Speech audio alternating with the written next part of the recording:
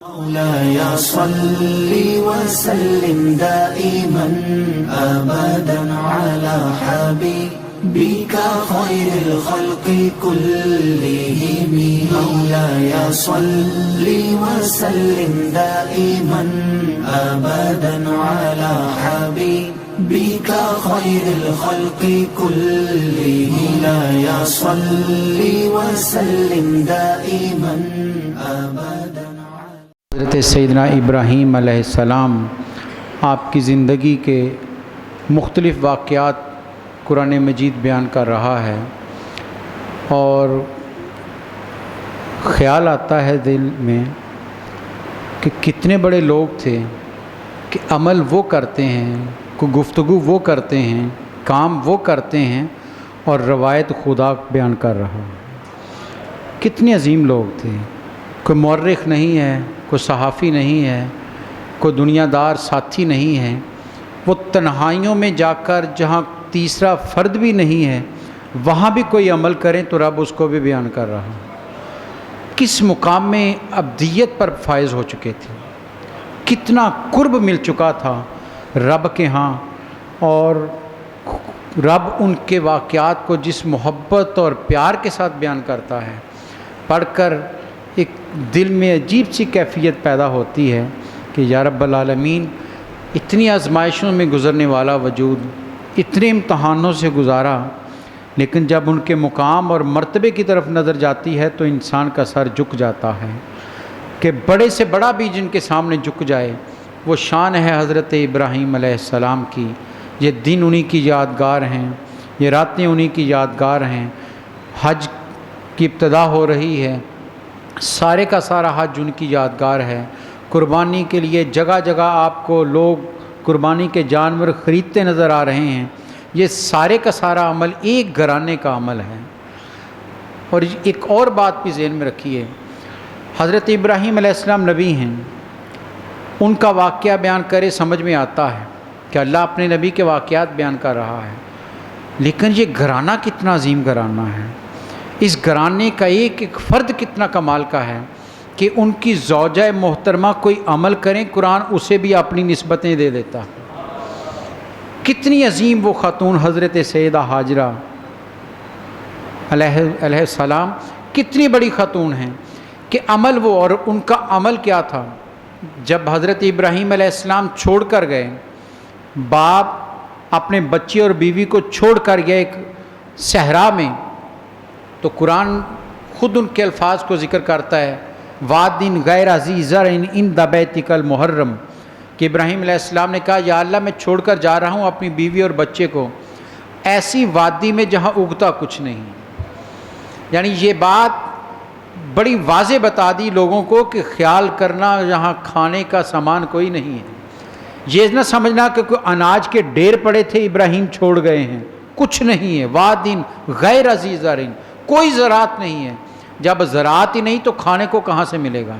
لیکن ایک بات اور ایک نسبت انہوں نے ساتھ کہی ہے، اور اس نسبت کو ہمیشہ ذہن میں رکھیے گا کہ یہ جگہ منتخب کیوں کی گئی، محترم کیوں ہے، صحرا میں بھی جہاں چھوڑنا کیوں مقصود ہوا. ابراہیم علیہ السلام کو تسلی کیا تھی کہ اس صحرا میں بھی چھوڑ کر جا رہے ہیں. وہ اگلا جمعہ بتا رہا عند بیتک المحرم، اے میرے رب تیرا حرمت والا گھر اس کے قریب بنے گا، تیرے حرمت والے گھر کے پاس چھوڑ کر جا رہا ہوں، اس لیے کوئی فکر نہیں. اور قرآن نے بعد میں بتایا جب گھر تعمیر ہو گیا تو قرآن نے کیا حکم دیا، من دخلہ کان آمنا. لوگوں، ابراہیم نے کہا تھا کہ میں اپنے بیوی اور بچے کو اس گھر کے پاس چھوڑ کر جا رہا ہوں، کوئی اور ذریعہ اور سہارا نہیں، کوئی لشکر نہیں، کوئی ساتھی نہیں، کوئی گارڈ نہیں ہے. تیرے گھر کی حرمت ہے، وہ ہے تیرا گھر جو اس کو بچائے گا. اور قیامت تک کے لیے رب نے کہا ہم نے ابراہیم کے اس پیغام کو اپنی سند دے دی ہے، من دخلہ کان آمنا. ارے لوگوں، جو اس گھر میں آ جائے، اس کے حرم میں داخل ہو جائے، وہ امن میں آ جاتا.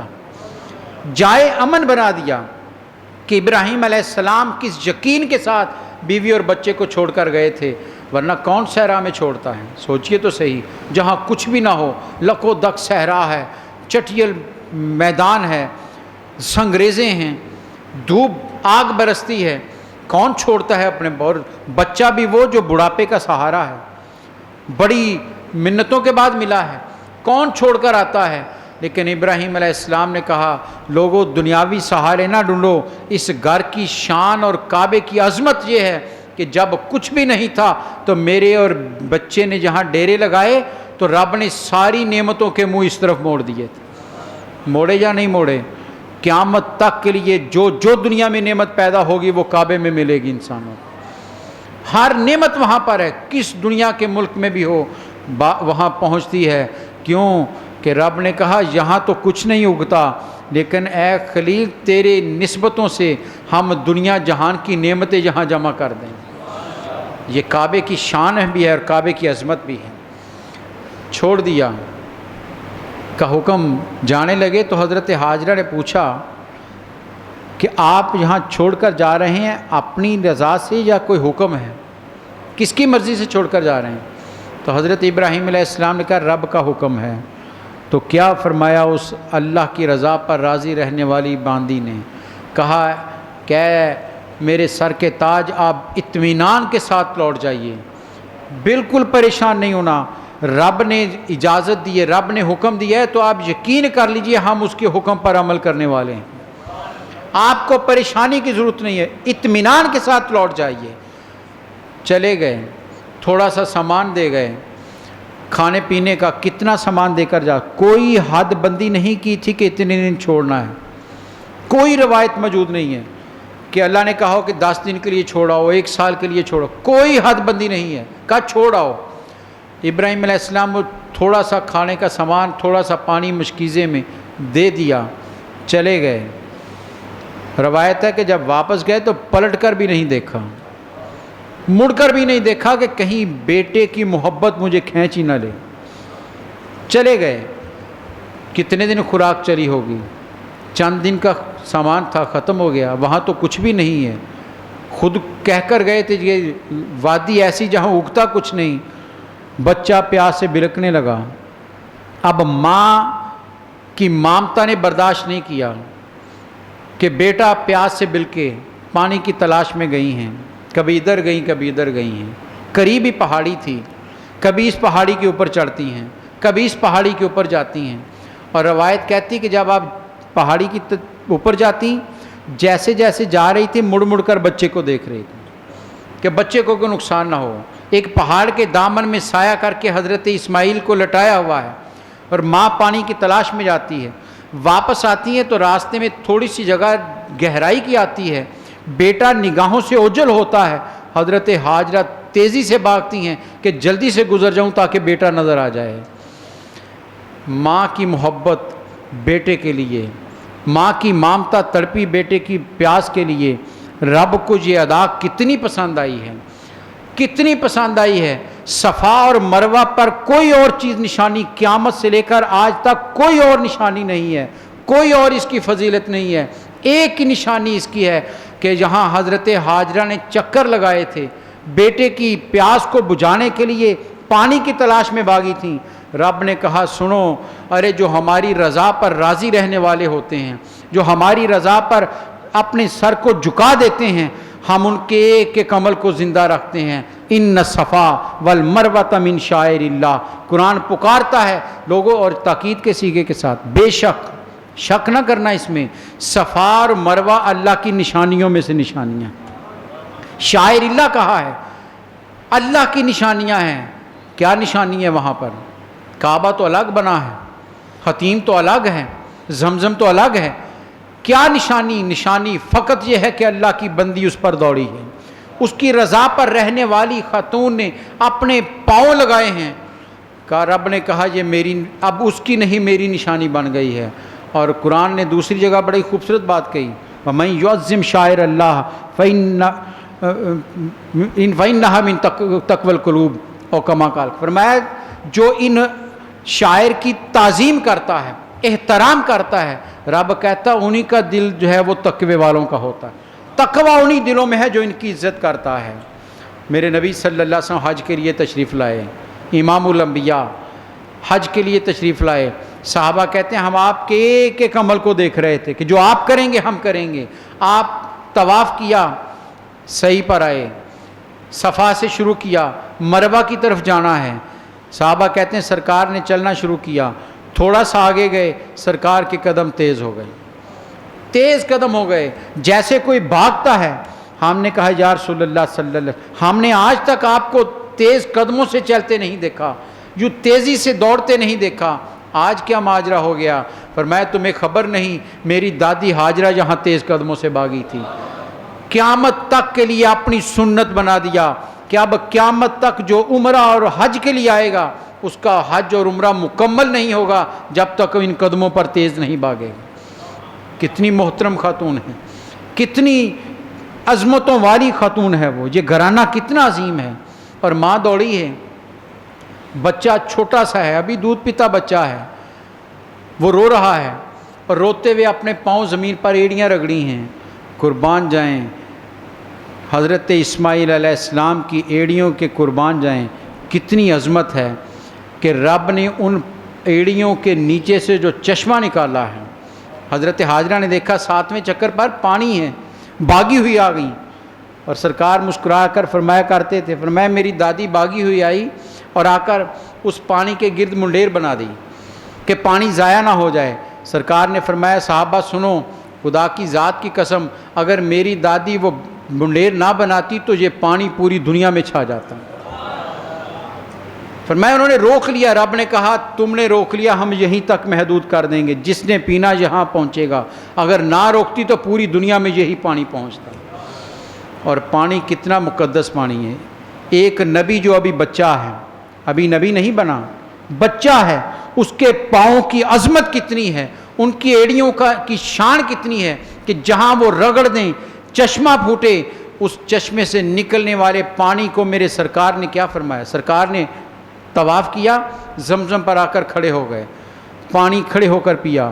صحابہ نے کہا یا رسول اللہ صلی اللہ علیہ وسلم آپ کا تو ارشاد ہے پانی بیٹھ کر پیو. فرمایا بالکل یہی ارشاد ہے، یہی فرمایا ہے، لیکن یہ زمزم ہے، اس کی حرمت ہے کہ کھڑا ہو کر پیا جائے. اور کیا فرمایا؟ فرمایا یہاں آؤ تو اتنا پانی پیو کہ تمہاری رگ رگ میں زمزم اتر جائے. فرمایا تمہارے تمام جسمانی بیماریوں کا علاج اس میں ہے، یہ شفا ہے، یہ عام پانی نہیں، یہ آب شفا ہے. رب نے نبی کے ایڑیوں سے جو پانی نکالا ہے، ارے وہ انسانیت کو شفا بخشتی ہے، نبی کیوں نہیں شفا بخشے گا؟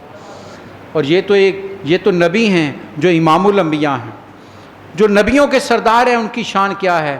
ان کی عظمتوں کا ایک ہی حوالہ دے کر بات کو آگے لے کر چلتا ہوں. صحابہ آئے نبی صلی اللہ علیہ وسلم کے پاس، یا رسول اللہ صلی اللہ علیہ وسلم مدینہ میں پینے کا پانی میٹھا کوئی نہیں ہے، کنویں کھارے ہیں، جو کنواں ہے پانی کا وہ کھارا ہے، پیا نہیں جاتا. آپ نے کہا چلو چلتے ہیں. ایک روایت کے مطابق آپ خود تشریف لے گئے، اور ایک روایت میں آپ نے کہا ٹھہرو میں انتظام کرتا ہوں. آپ نے اپنے غرارے کا تھوڑا سا پانی پیا منہ میں اور اسے دوبارہ نگلا اور کہا یہ لے جا کر اس میں پھینک دو. اور دوسری میں کہ خود تشریف لے گئے، کنویں کی منڈیر پر کھڑے ہو گئے، اپنا لاب دہن اس میں پھینکا. صحابہ کہتے ہیں اس سے زیادہ میٹھا پانی ہم نے دیکھا کہیں نہیں. لاب دہن میں تاثیر اتنی ہے. یہ امام الانبیاء ہیں، میرے اور آپ کے کریم نبی صلی اللہ علیہ وسلم کی ذات گرامی ہیں. تو حضرت حاجرہ اور حضرت اسماعیل وہیں پر آباد ہیں. پانی مل گیا، زندگی بن گئی، رونق لگ گئی، بنو جرہم آ گئے، خیمے نصب ہو گئے. عرصہ دراز کے بعد رب نے کہا اے ابراہیم جاؤ بیٹے کی خبر لو.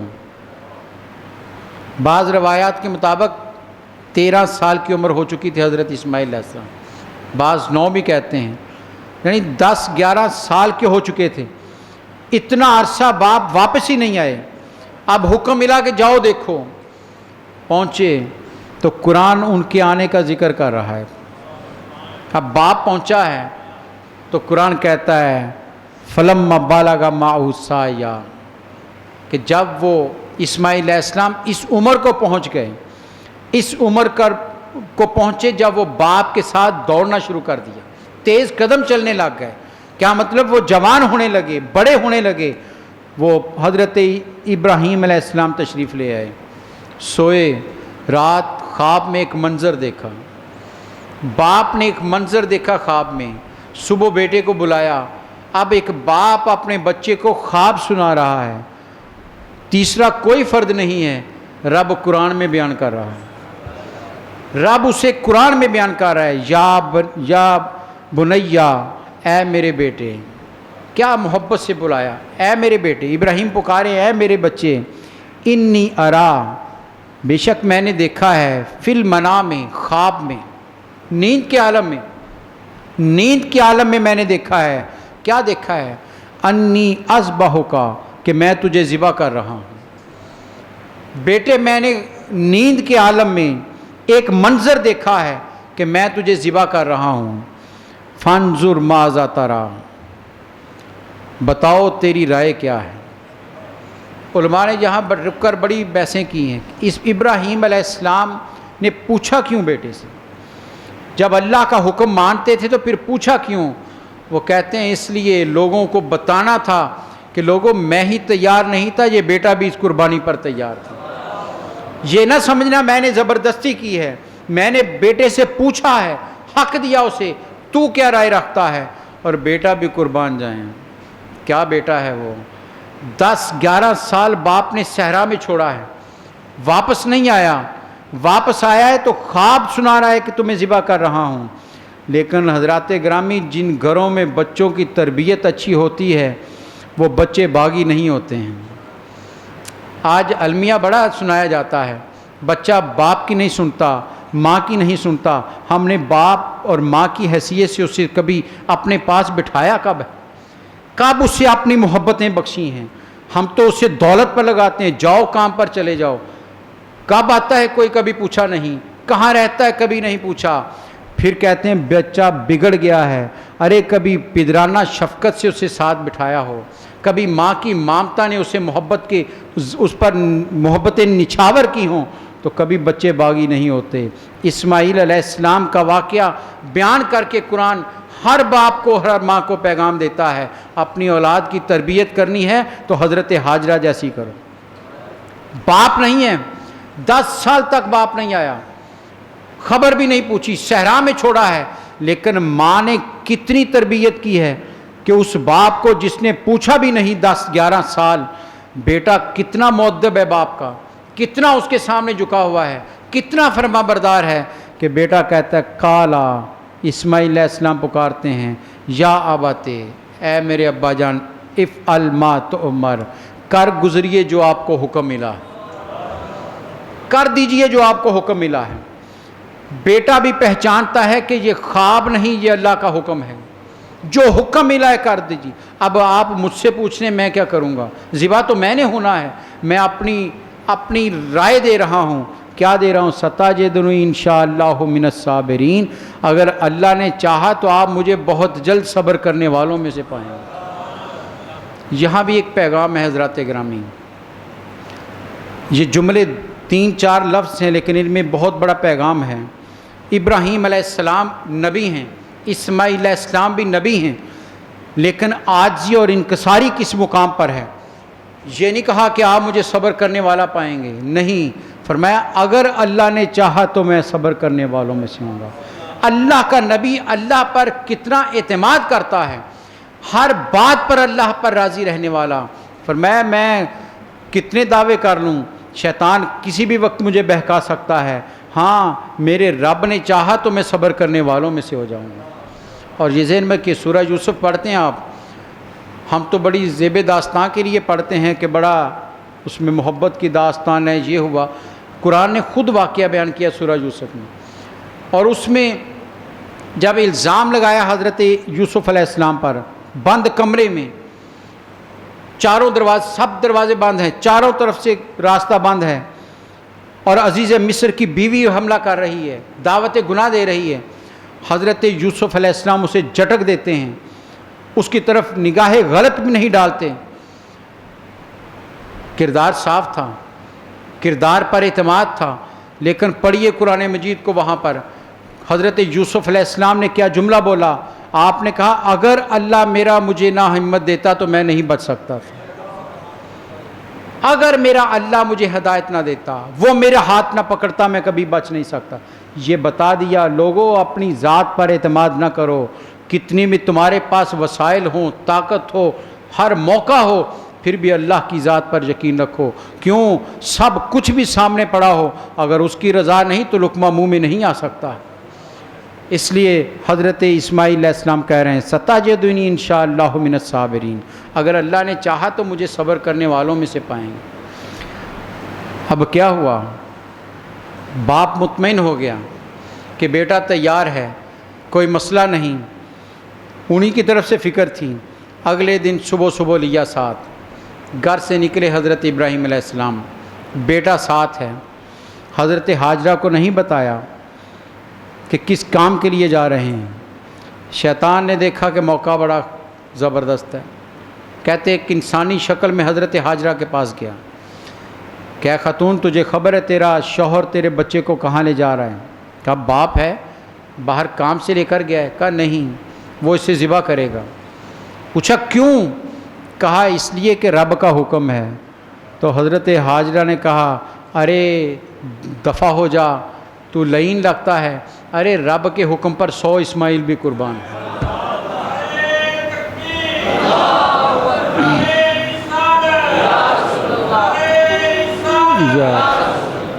یہ ہے رب کی رضا پر راضی رہنے والے. ایک لمحے کے لیے تردد نہیں آیا، وہم نہیں آیا. کہا رب کا حکم ہے، کہا پھر 100 اسماعیل بھی قربان ہیں. مایوس ہو کر حضرت اسماعیل کے پاس آیا. ارے بچے تجھے ابھی جوانی چڑھنی ہے، تیرا باپ تجھے صحرا میں چھوڑ گیا، پوچھا بھی نہیں، آج آیا تو تجھے خبر ہے کہاں لے جا رہا ہے؟ کہا باپ ہے میرا، محبت کرتا ہے مجھ سے، کوئی کام لے جا رہا ہو؟ کہا نہیں، تمہیں ذبح کرنے لگا ہے. کہا کیوں کرے گا؟ کہا اس لیے کہ اس کے رب کا حکم ہے. تو اسماعیل علیہ السلام نے کہا پھر تجھے فکر کیوں ہو رہی ہے؟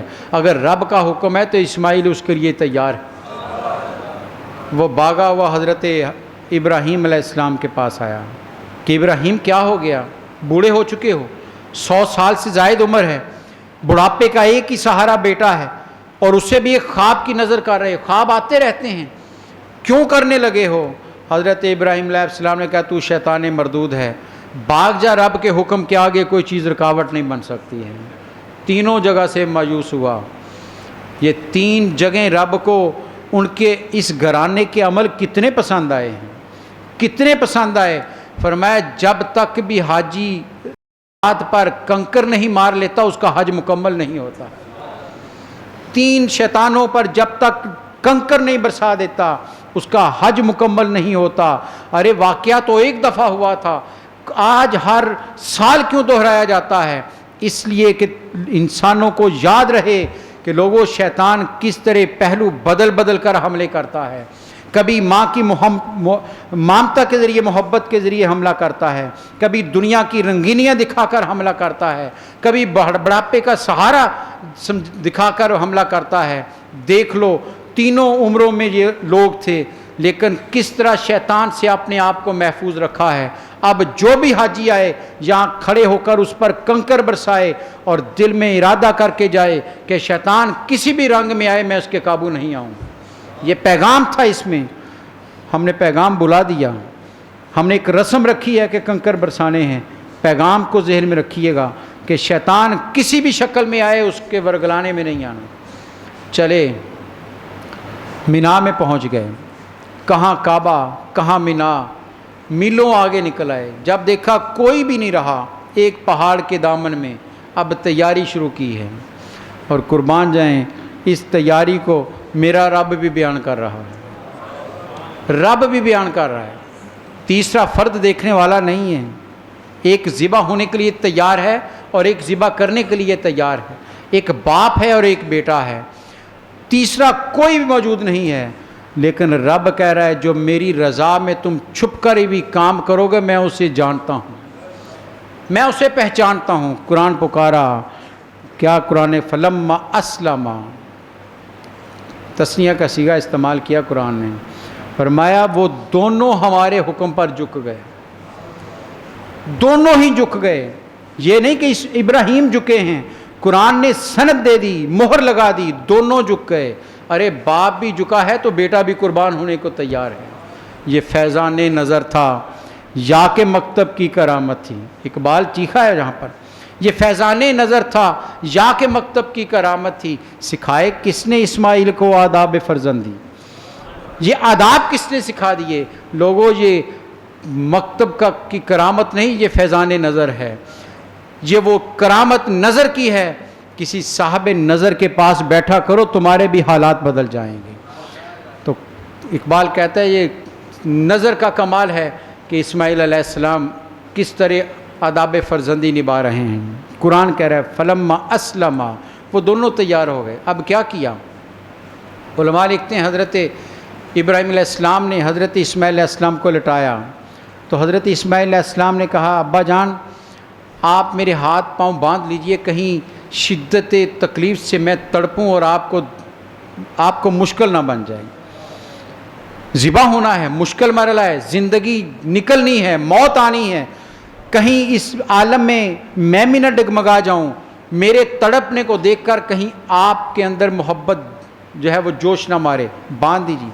روایت کہتی کہ ہاتھ پاؤں باندھ لیے، لٹایا تو بیٹے نے کہا ابا جان ایسے نہیں، میرا چہرہ زمین کی دوسری طرف کر دیجئے، جبیں کے بل لٹائیے۔ پوچھا کیوں؟ کہا ابا جان جب آپ چہرہ سامنے ہوگا، آپ کی نظر میرے چہرے پر پڑے گی، کہیں باپ کی محبت درمیان میں رکاوٹ نہ بن جائے، یہ محبت رکاوٹ نہ بن جائے۔ لٹا دیا۔ قرآن ان کے لٹانے کے عمل کو بھی بیان کر رہا ہے۔ وَتَلَّهُ لِلْجَبِينِ، قرآن کہتا ہے جبیں کے بل لٹا دیا، جبیں کے بل لٹا دیا۔ علماء لکھتے ہیں حدیثوں میں آتا ہے کہ کائنات کی ہر چیز دم بخود تھی، آسمان کے فرشتے دم بخود تھے، حیران تھے کہ یہ آج کیا ہو رہا ہے۔ اللہ کا خلیل کتنے بڑے امتحان سے گزر رہا ہے، بڑے بڑے امتحانوں سے گزرا ہے، لیکن آسمان کے فرشتے اس طرح دم بخود نہیں ہوئے۔ آج فرشتے دم بخود ہیں۔ اور ایک روایت میں ہے کہ جبریل نے سوال کیا یا باری تعالیٰ آج تیرا خلیل ہے، زمین پر اس سے بڑھ کر تیری عبادت کرنے والا کوئی نہیں، تیرا نام لینے والا کوئی نہیں، کتنے بڑے امتحان سے گزار رہا ہے، مولا اسے روک لے، بچا لے۔ رب نے کہا جبریل آج تم بھی درمیان میں نہیں آؤ گے، آج عبد ہوگا اور اس کا معبود ہوگا، آج بندہ ہوگا اور اس کا مولا ہوگا، آج ایک نبی ہوگا اور اس کا رب ہوگا، درمیان کے سارے واسطے ختم کر دیے، کوئی درمیان میں نہیں۔ جبریل کی بڑی طاقت ہے، بڑی شان ہے، بڑی اس کی تیز رفتاری ہے۔ خود جبریل کہتے ہیں کہ یا رسول اللہ صلی اللہ علیہ وسلم میری طاقت کتنی ہے کہ میں عرش بری پر تھا کہ بھائیوں نے حضرت یوسف علیہ السلام کو کنویں میں ڈول میں لٹکا کر رسی کے ذریعے لٹکایا، رسی کاٹ دی تھی۔ رب نے کہا جبریل میرے نبی کو پانی میں گرنے سے پہلے تھامنا ہے۔ کہا یا رسول اللہ میں عرش بری سے چلا اور پانی میں گرنے سے پہلے یوسف علیہ السلام کو تھام لیا تھا، میری رفتار اتنی ہے۔ رب نے کہا آج وہ بھی درمیان میں نہیں آئے گا، جبریل تو بھی راستے میں نہیں آئے گا، تجھے بڑی طاقتیں قوتیں دی ہیں۔ آج معاملہ اور ہے، آج عبد اور معبود کا معاملہ ہے، آج سارے حجاب اٹھا دیے۔ اور قرآن پھر پکارتا ہے وَنَادَيْنَاهُ أَن يَا إِبْرَاهِيمُ، قرآن کہتا ہے ہم نے پکارا، ہم نے ندا دی۔ رب کہتا ہم پکارے اے ابراہیم ٹھہر جاؤ، اے ابراہیم رک جاؤ، اے ابراہیم ٹھہر جاؤ۔ کیوں؟ قد صدقت الرؤیا، ارے تو نے تو خواب بھی سچا کر دکھایا۔ اور قد تاکید کا آیا ہے کہ شک نہ کرنا، یقیناً تو نے خواب کو سچا کر دکھایا۔ اور سچا وہی دکھاتا ہے جو سچا ہوتا ہے۔ رب نے شروع میں کہا تھا ایک آیت میں کہ وَاذْكُرْ فِي الْكِتَابِ ابراہیم اِنَّهُ كَانَ صِدِّيقًا نَبِيًّا، وہ صدیق ہیں، سچے ہیں۔ اور یہاں تصدیق کر دی کہ لوگوں میں رب ہو کر تصدیق کرتا ہوں کہ یہ سچے ہیں۔ قد صدقت الرؤیا، تو نے تو خواب کو بھی سچا کر دکھایا ہے۔ اِنَّ كَذَلِكَ نَجْزِي الْمُحْسِنِينَ، ہم یوں ہی نیک عمل کرنے والوں کو بدلہ دیا کرتے ہیں۔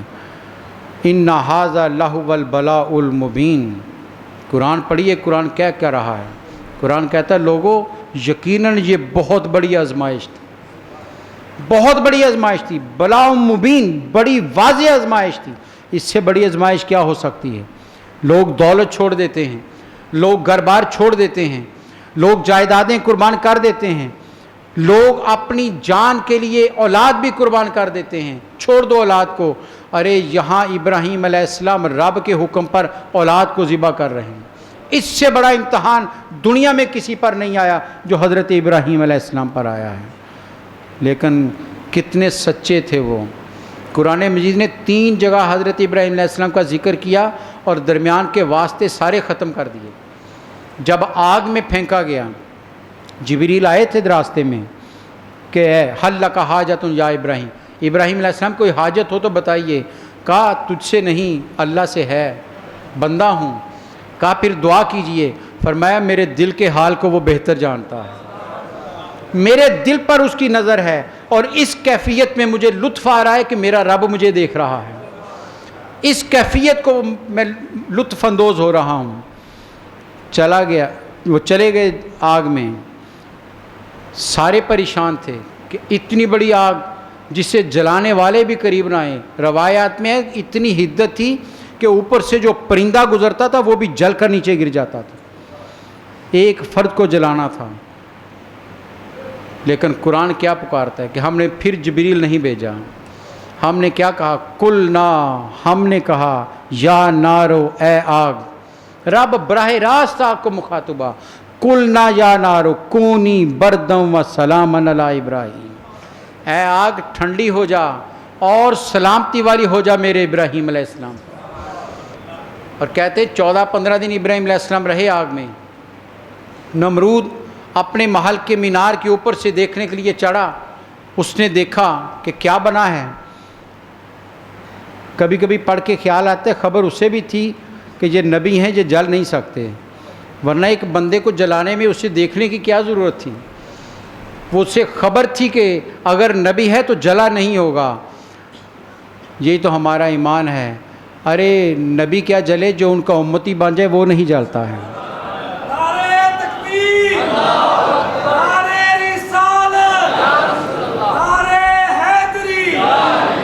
قبر میں میں کیا، میرا دوزخ میں میں تو کیا میرا سایہ نہ جائے گا، کیونکہ رسول پاک سے دیکھا نہ جائے گا۔ ارے جو ان سے وابستہ ہو جاتا ہے آگ اس پر حرام ہو جاتی ہے۔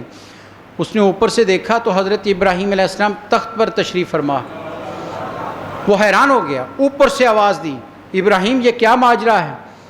کہا اللہ نے بچا لیا، جو میرا رب جسے میں نے کہا تھا مان لو اسے، اس نے میری مدد کی ہے۔ کہا باہر آ سکتے ہو؟ کہا کیوں نہیں۔ ابراہیم علیہ السلام اٹھے اور چلتے ہوئے باہر تشریف لے آئے۔ بتا دیا، وہ اقبال پکارا تھا نا کہ آج بھی ہو جو براہیم کا ایمان پیدا، آج بھی ہو جو براہیم کا ایمان پیدا، آگ کر سکتی ہے انداز گلستان پیدا، آج بھی آگ گل و گلزار بن سکتی ہے، شرط ہے ایمان ابراہیم جیسا ہو جائے، شک و شبہ نہ رہے، یقین کامل ہو جائے تو آگ بھی کچھ نہیں کہتی ہے۔ تو نکل آئے وہاں سے، تو رب نے کہا ہم نے خود آگ کو حکم دیا۔ یہاں بھی رب نے کہا جبریل نہیں بھیجا، ہم نے ندا دی کہ اے ابراہیم ٹھہر جاؤ اور آگے چلیے۔ آگے قرآن نے پھر کہا ہم نے جو ابراہیم علیہ السلام کی جگہ جو جانور ذبح ہوا ہے وہ کیا تھا؟ آگے چل کر قرآن کہتا ہے وَفَدَيْنَاهُ بِذِبْحٍ عَظِيمٍ، لوگوں ہم نے بڑی قربانی کا فدیہ دیا۔ کس نے؟ ہم نے۔ وَفَدَيْنَاهُ، ہم نے اس کا فدیہ دیا، کسی نے فدیہ نہیں دیا، کوئی اس کا فدیہ دینے کے لیے نہیں تھا۔ رب کہتا ہم نے فدیہ دیا ہے۔ اس جان کی حرمت کو سلام کیجئے جس کی حرمت کے لیے فدیہ رب دے رہا ہے۔ اور کیا فدیہ دیا؟ جنت سے جانور بیچ دیا کہ اس کو قربان کر دیجئے۔ اور قرآن کہتا ہے وَتَرَكْنَا عَلَيْهِ فِي الْآخِرِينَ، قیامت تک کے آنے والوں کے لیے ہم نے اس ان پر چھوڑ دیا ہے۔ اور سرکار نے کیا فرمایا؟ فرمایا سنو، عید الاضحیٰ کے روز یوم نحر کے دن فرمایا اللہ تعالیٰ کو کوئی عبادت قبول نہیں سوائے اس کے کہ اس کے بندے جانور ذبح کریں۔ فرمایا کوئی اور، وہ احد پہاڑ جتنے سخاوت بھی کرے رب کو قبول نہیں ہے۔ آج رب کو فقط اپنے خلیل کی یادگار منانی پسند ہے۔ ذبح کرو، اور سرکار نے خود ذبح کیے ہیں۔ 10 سال مدینہ میں رہے، ہر سال سرکار 2 جانور ذبح کرتے رہے ہیں۔ اور آخری سال مولا علی کو کہا اے علی اگر وسعت رہے تو قربانی کرتے رہنا، اور اگر وسعت ہو تو ایک میری طرف سے بھی کر دینا۔ اس لیے آج بھی اہل ثروت جنہیں اللہ نے توفیق بخشی ہے وہ اپنی جانور کی قربانی تو کرتے ہیں، سرکار کے نام پر آج بھی کرتے ہیں۔ کیوں کہ ارے یہ سب کچھ ملا تو ہمیں سرکار سے ہے، اور سرکار کی محبتیں کتنی ہیں۔ بات کو اسی پر ختم کرتے ہیں۔ صحابہ کہتے ہیں آپ نے کہا جانور لاؤ، جانور لایا گیا، ایک مینڈا تھا سینگ والا، آپ نے لٹایا، ذبح کیا، خود اپنے ہاتھ سے ذبح کیا اور ہاتھ دعا کے لیے اٹھا لیے، اور دعا کیا مانگی کہ یا اللہ یہ میری طرف سے، اپنا نام لے کر کہا، میری طرف سے قبول فرما لے جیسے تو نے ابراہیم کی طرف سے قبول کی تھی۔ جانور ذبح ہو گیا، فرمایا دوسرا لاؤ، دوسرا جانور پیش کیا گیا، آپ نے اسے ذبح کیا، اب پھر ہاتھ اٹھا لیے۔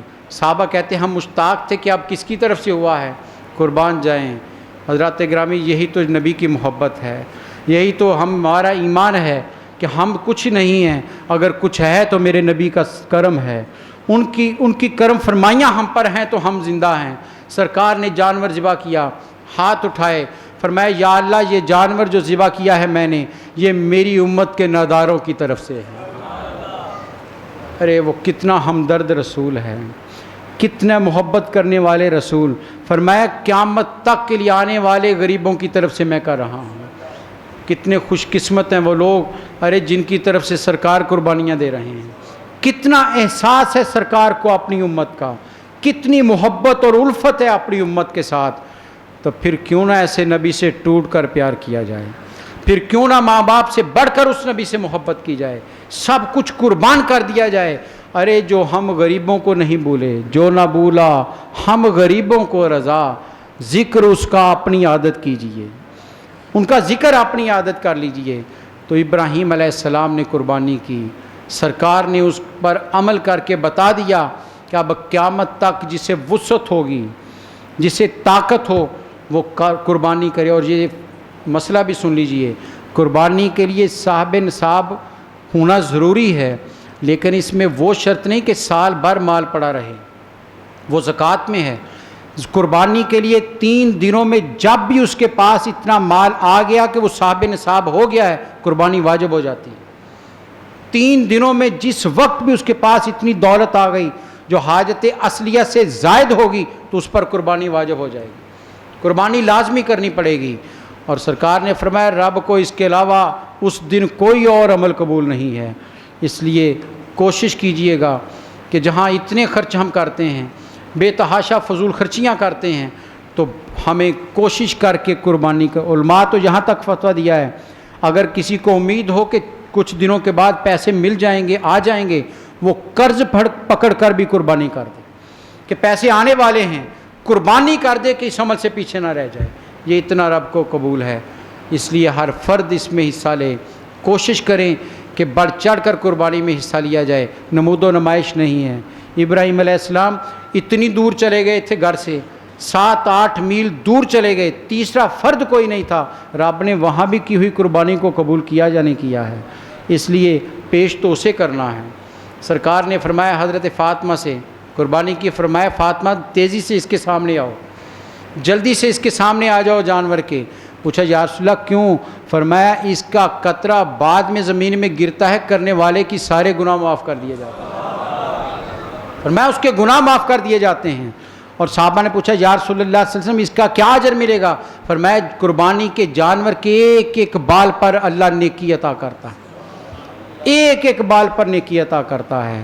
اور یہ روایت تو سنی آپ نے کہ پلسرات پر وہ سواری کا انتظام ہوگا، تو اس لیے قربانی کیجئے گا ذوق کے ساتھ، شوق کے ساتھ، محبت کے ساتھ کہ یہ میرے نبی کی بھی ادا ہے اور حضرت ابراہیم علیہ السلام کی ادا ہے، اور جس کا ذکر قرآن کر رہا ہے ہم اس عمل کو کرنے جا رہے ہیں۔ اللہ تعالی ہمیں قربانی بڑھ چڑھ کر کرنے کی توفیق عطا فرمائے، اور اچھے سے اچھا جانور خریدنے کی استطاعت کے مطابق، کوشش کے مطابق لینے کی توفیق عطا فرمائے، اور جو قربانیاں ہم کریں اللہ تعالیٰ انہیں قبول فرمائے کہ خالص اسی کے لیے ہوں۔ لن ینال اللہ لحومها ولا دماؤها ولکن ینالہ التقوی منکم، قرآن کہتا ہے لوگوں اس کا نہ گوشت پہنچتا ہے اللہ کو، نہ خون پہنچتا ہے، گوشت تم کھا جاتے ہو، خون زمین پر بہہ جاتا ہے، اللہ تو تمہارے دلوں کے تقوی کو دیکھ رہا ہے۔ اللہ کو اگر بیچنا ہے تو تقوی بیچنا ہے کہ کس نیت اور ارادے کے ساتھ جانور ذبح کیا ہے، اس لیے خالصتاً اللہ کی رضا کے لیے قربانی کیجئے گا، کوئی دکھاوا نہیں ہے، اور کسی پر طنز بھی نہ کیجئے کہ چھوٹا ہے یا بڑا ہے۔ اللہ تعالیٰ نے جس کو وسعت دی ہے اس کے مطابق ادا کرتا ہے۔ اللہ تعالیٰ مجھے اور آپ کو دین متین پر عمل کرنے کی توفیق عطا فرمائے، اور نبی اکرم صلی اللہ علیہ وسلم کی سنتوں پر عمل کرنے کی توفیق عطا فرمائے۔ اگلا جمعہ بڑا ہی محترم جمعہ آ رہا ہے، یوم عرفہ ہے، حج کا دن ہے۔ اس دن حج ہو رہا ہوگا عرفات میں، جہاں ہم جمعہ پڑھ رہے ہوں گے، اور سوچئے سرکار نے بھی حج کیا تھا۔ کوشش کریں گے، اللہ نے توفیق بخشی کہ اگلے جمعے میں سرکار کے حج کے تھوڑے سے مناظر اپنے سامنے آئیں، اور وہ جو خطبہ آپ نے ارشاد فرمایا تھا عرفات میں، جس کو آج ساری دنیا کہتی ہے کہ سب سے بہترین ہیومن رائٹس کا چارٹر اگر کوئی ہے تو وہ خطبہ میرے سرکار کا ہے، جس میں انسانی حقوق کی ضمانت دی گئی ہے، خلاصہ ہے اسلام کا۔ کوشش کریں گے اس کو تھوڑا سا سامنے رکھیں کہ سرکار نے کیا آخری ایام میں ہمیں پیغام دیا تھا۔ اللہ تعالیٰ دین اسلام پر عمل کی توفیق عطا فرمائے۔ وآخر دعوانا ان الحمدللہ رب العالمین۔ مولاي صل وسلم دائما أبدا على حبيبك